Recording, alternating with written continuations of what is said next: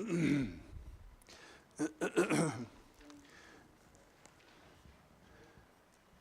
hard to believe, but it's the first Wednesday night of April. And being such, we have our class first and straight, an abbreviated class, and then straight into our singing, reading, and talking. Jonathan will be giving our lesson tonight, and I look forward to that. He always does a good job. Our reading tonight is taken from 1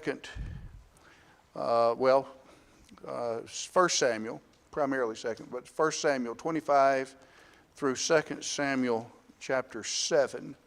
1 Samuel 25. I want to remember, Samuel deals with the book of transition. Charlie, can you get these folks this? Let's see. Yes. I think that's it. Thank you, bud. Yes, thank you.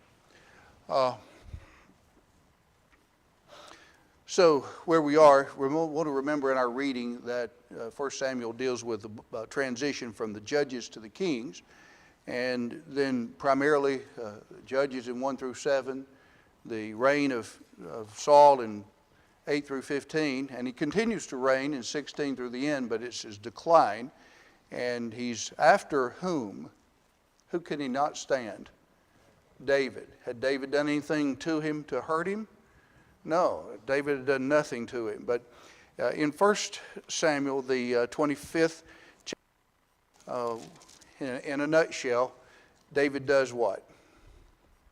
Marries. Well, there's a person who does not help David and his men. His name starts with an N, Nabal. And it's like I can't ever read this without thinking about people I have known. Here's a wonderful lady. She's sweet.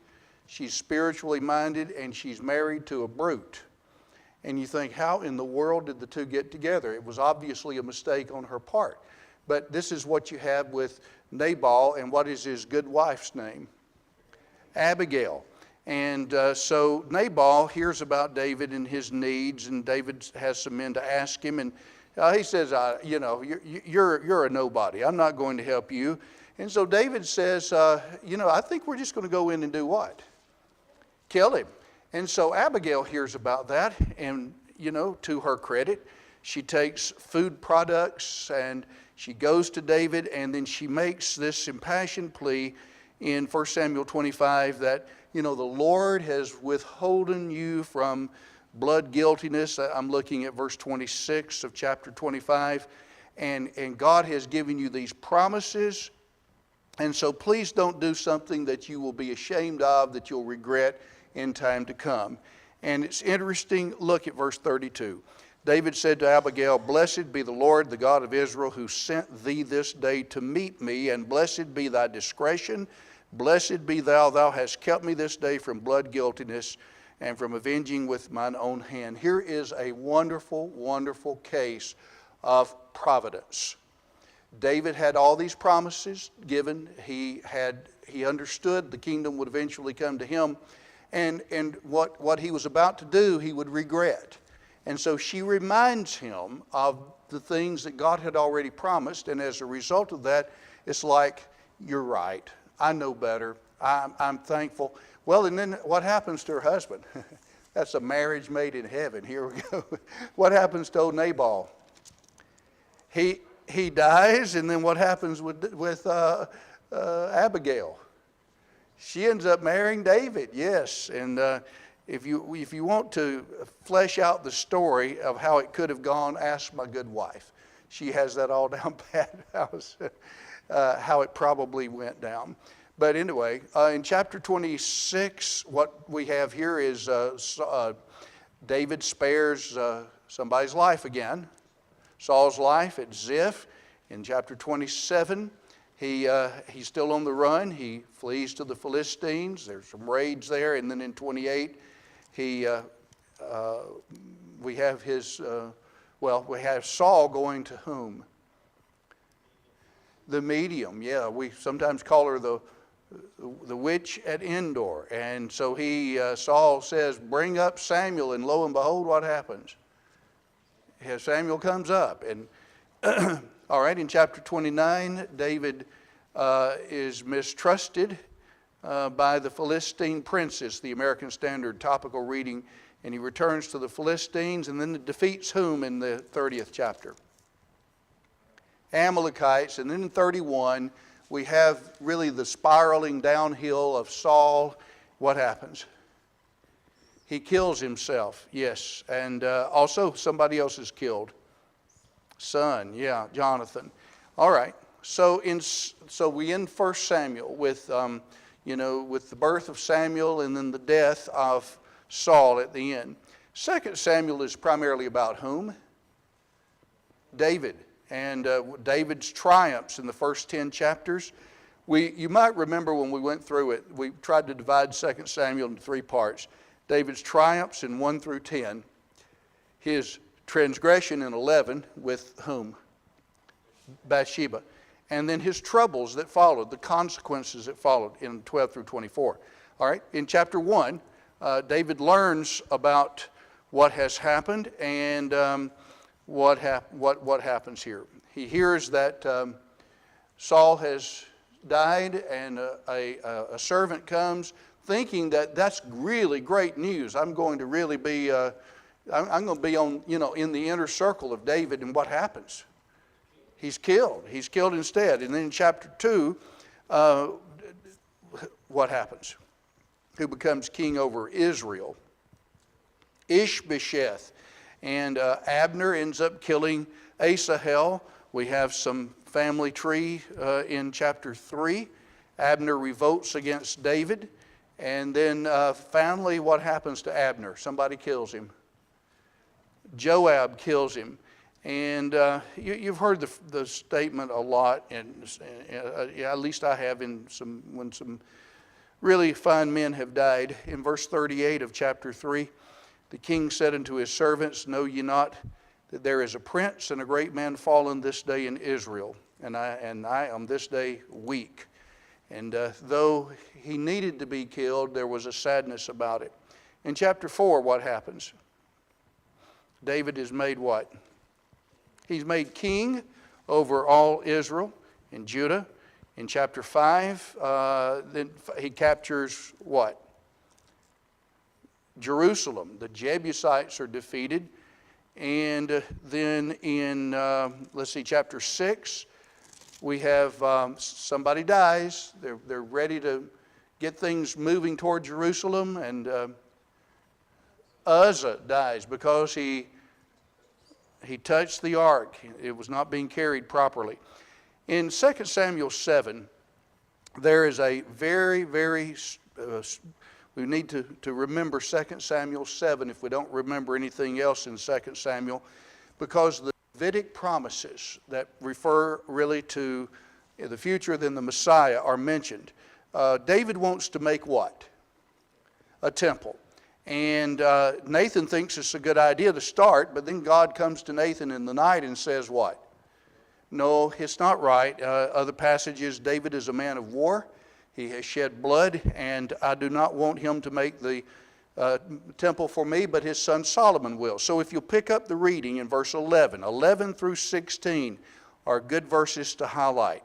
As from the day that I commanded judges to be over my people Israel, and I will cause thee to rest from thine enemies. Moreover, the Lord tells thee that Jehovah will make thee a house.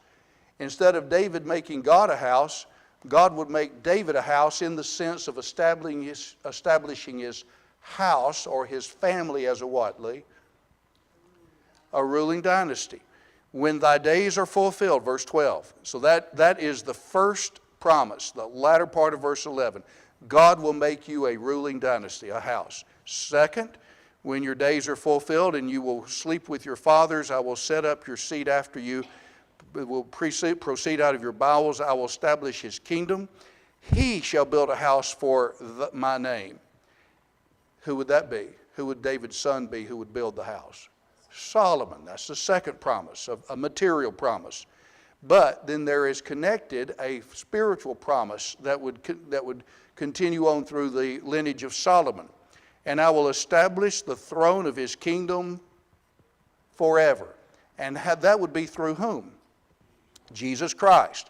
And keep reading, verse 14. I will be his father, and he shall be my son. That's mentioned in Hebrews 1 and applied to Christ.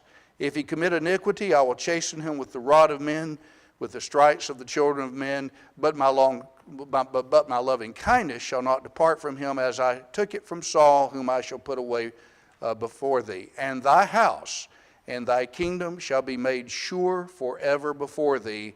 Thy throne shall be established forever. So the throne of David would be established forever when it came to Jesus Christ. Luke 1:31 through about 33, when the angel appears to Mary and tells her that the Lord your God will give unto you the throne of your father David, and there shall be no end. He shall rule on his throne forever. And there we have that.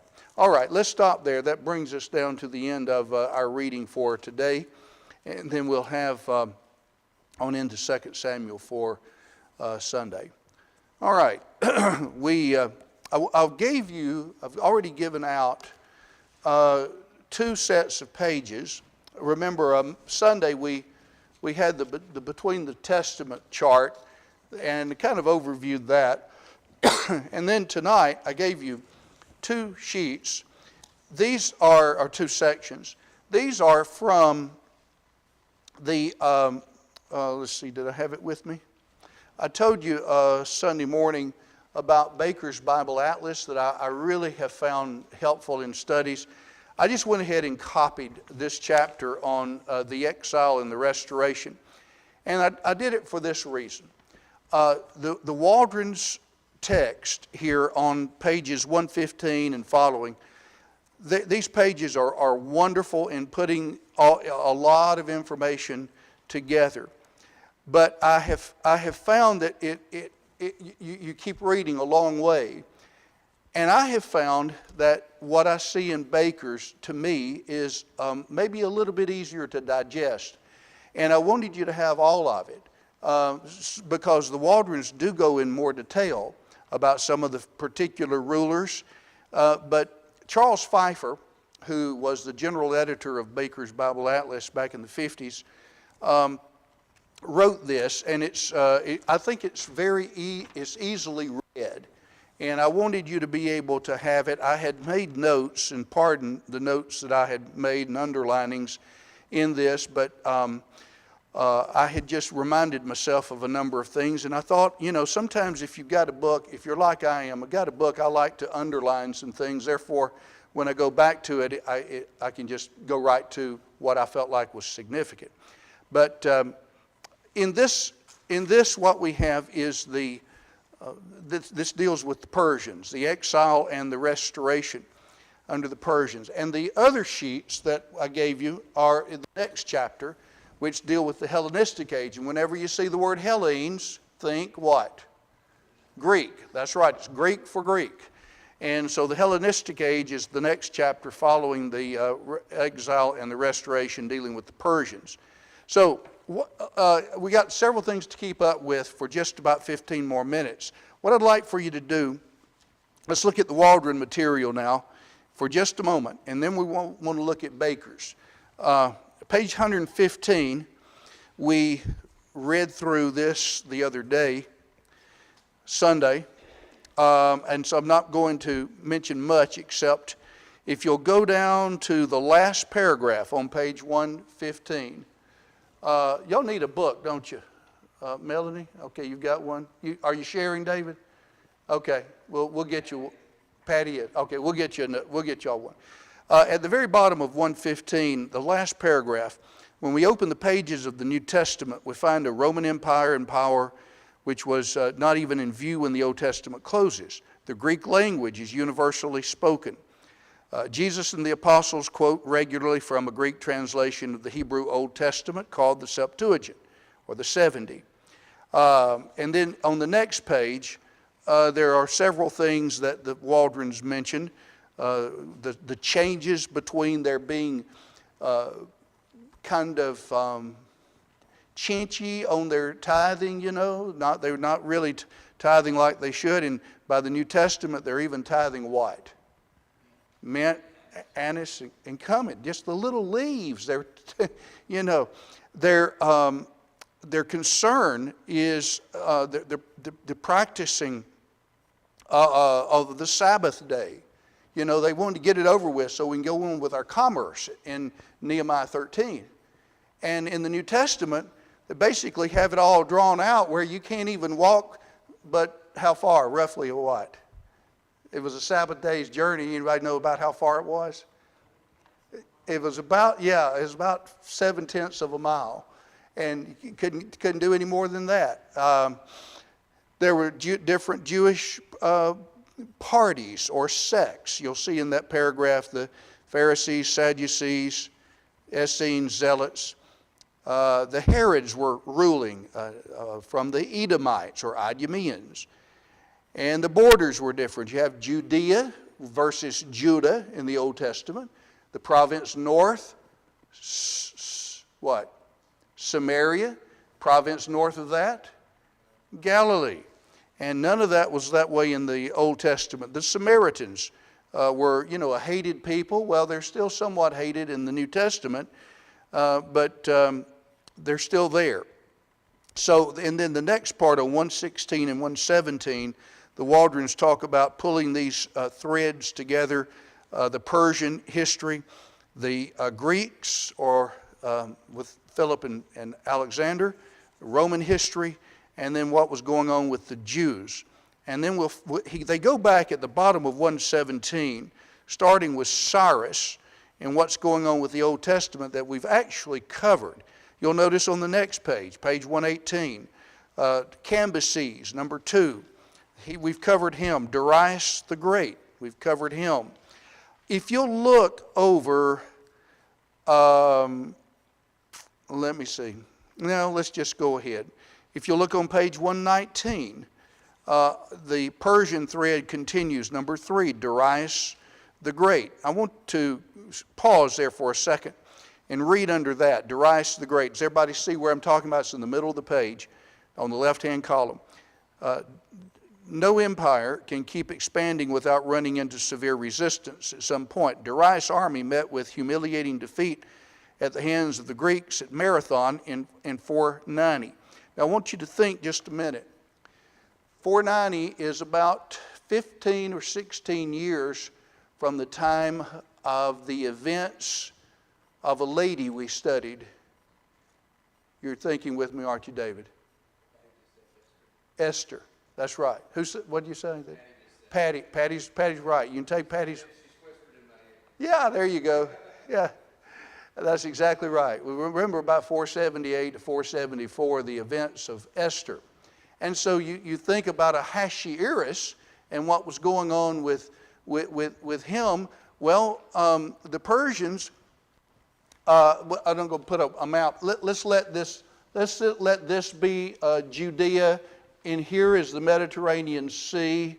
And so you have the Persians way over there, and they've gone through what we would know in the New Testament as Asia Minor, and they've come way over here to the Greek states. And they're trying to just take everything, but they've been humiliated. They can't do it. And so they began retreating somewhat, and this is going to give rise to the Greeks. Lee and I were talking on the way over that, there's a lot of material here, but if you can keep in your mind the idea, here we are in Malachi. How did we get from the Persians of Malachi when we come to the New Testament, the Romans? How did we get to there? Just keep that in mind. You're going to say something else, sweetie. Anyway, that's where what we're trying to do. See, how did we get from here to over here with the Romans? Well, the Persians are in power, and they're trying to go toward the west and conquer some of these Greek states, but they're unable. Well, same time we've got over here in Jerusalem the story of Esther, and how, what was the fellow's name who wanted to wipe them all out? And yes, Haman. And who was the relative to Esther who was able to save them? Mordecai, right. And so we have the events of that about 478 to 474 BC. All right, so that takes us, if you'll notice, Number 4 on page 119. Xerxes, yeah, babe. Just in keeping with that, really what we're seeing is how God brought about the fullness of time Yes, in order for it to be the right time, yes. Jesus to come into the world. And really for the propagation of the gospel. That's really what we're looking at now is how did the fullness of time. Yes, I'm glad you said it just like it. I don't know if you heard Lee, but what she mentioned was that what we're studying are the events that compose the fullness of times that Paul mentioned in Galatians 4 verse 4. And all of this is going together in God's providence to bring things to fruition that we see in the New Testament.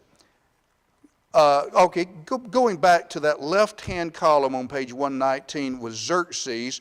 He's also known as what in Esther? And the Waldrons mentioned that in the first paragraph under 4. Ahasuerus, that's right. Xerxes wanted to avenge his father's defeat at the hand of the Greeks, so he gathered an enormous army and set out for battle. At first he was victorious, captured the city of Athens, which was primary city of the Greeks, and burned its Acropolis, the main civic and religious center. Next page, left column.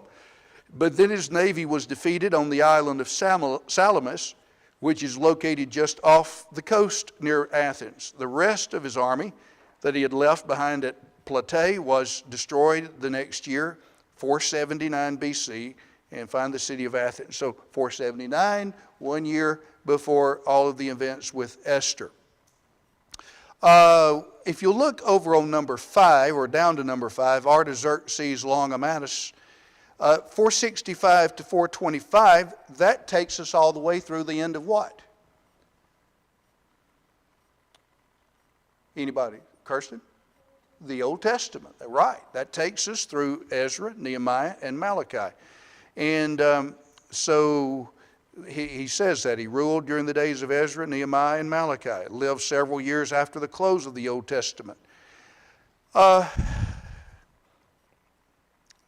If you'll drop down to number 6 on page 129 of Xerxes II, and I'm thinking, and drop all the way over to the right-hand column, the prophet Malachi. Do you see that? The prophet Malachi either overlapped in his work with Ezra and Nehemiah, or he came along soon afterward. See the book of Malachi. This would be, after Artaxerxes had died. And he only ruled for a very short time. On the next page, on 121, let's see. If you'll drop down to Darius II, number 8, he reigned a little longer, about 10 years. Darius is to be commiserated, not because he married his aunt, but because his aunt was surely one of the most wicked women in history. She was in the midst of every intrigue that came along and was vicious with her adversaries. By this time, the Medo-Persian Empire had become too cultured and effeminate to sustain the barbarian energy and force that had made it a powerful empire. Mercenaries, or hired soldiers who fought with the hope of gaining wealth from a loot rather than from a fervent love, began to make up ever larger portions of the armies. Is that good or bad?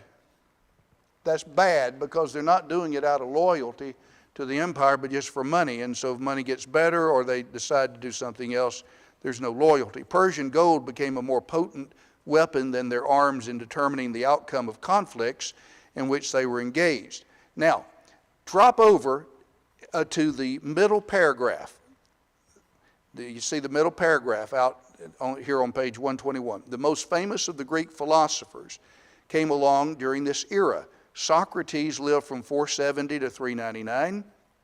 Plato's life overlapped with Socrates, with his birth in 428 and his death in 348. Aristotle, in turn, overlapped with Plato. Guess who, Richard? I know you're thinking with me. Aristotle was the tutor for Alexander the Great.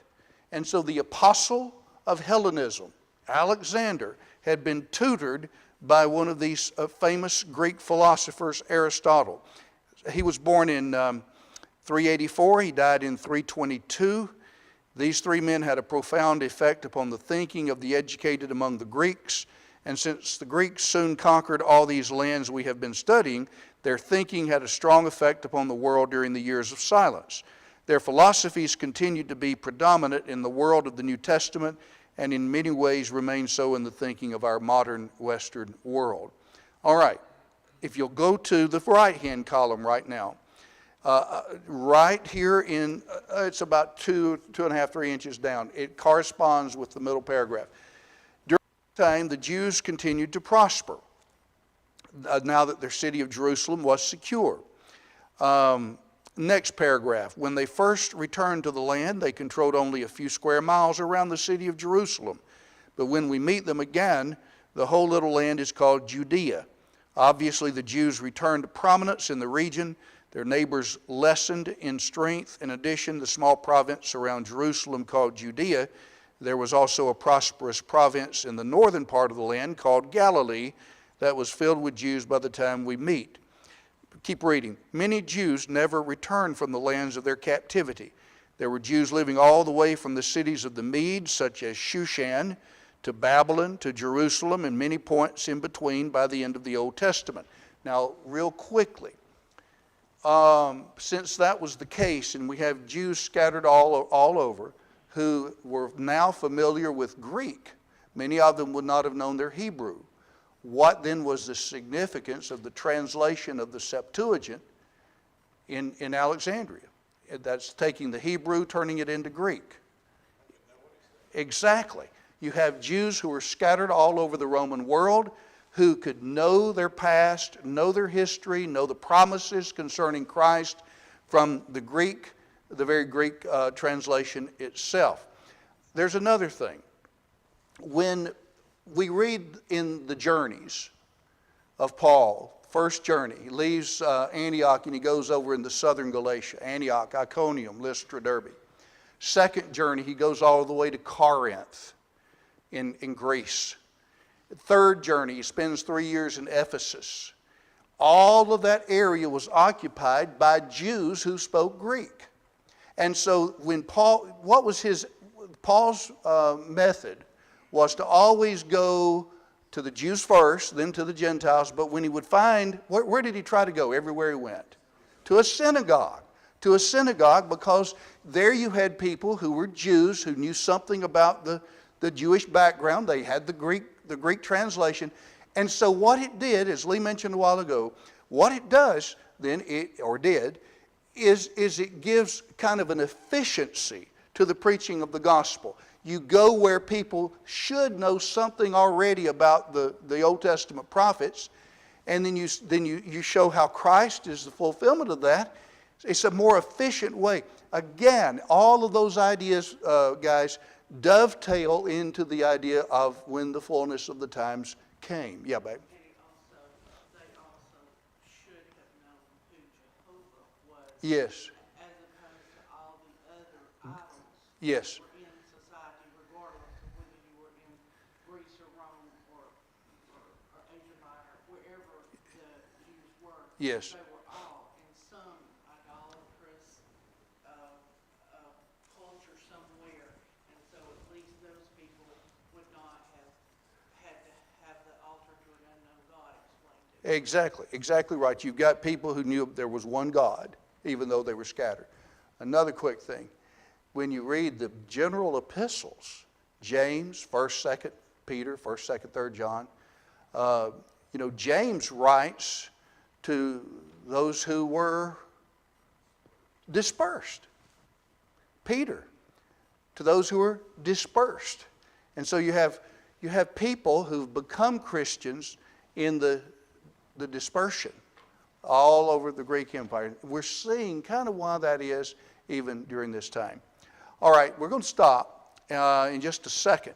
What I'd like for you to do, in addition to just kind of read over, is take this that I gave you, that is the 8.5 by 14, and read through that, and you'll note some things about the Persians that will bring us all the way down to the Greeks. And I just kind of alluded to them Sunday, like the postal system, roads, other things that the favoritism or leniency was a better word, leniency that they had toward the Jews. But we'll have to stop and but have that, and then we'll try to go from there on the Lord's Day. Climate question. I know I did more talking than I like. Greg, anything you wanted to add? David? Did Patty whisper something in your ear that you'd like to? Okay. I really just think about the religious Jewish sects, so the Pharisees and Sadducees. Yes. About translation into Greek, they should have gone even more. Yes. Yes. Exactly. It is an amazing thing. All of this God knew, and we're seeing how it developed. Okay. Good to be with all of you.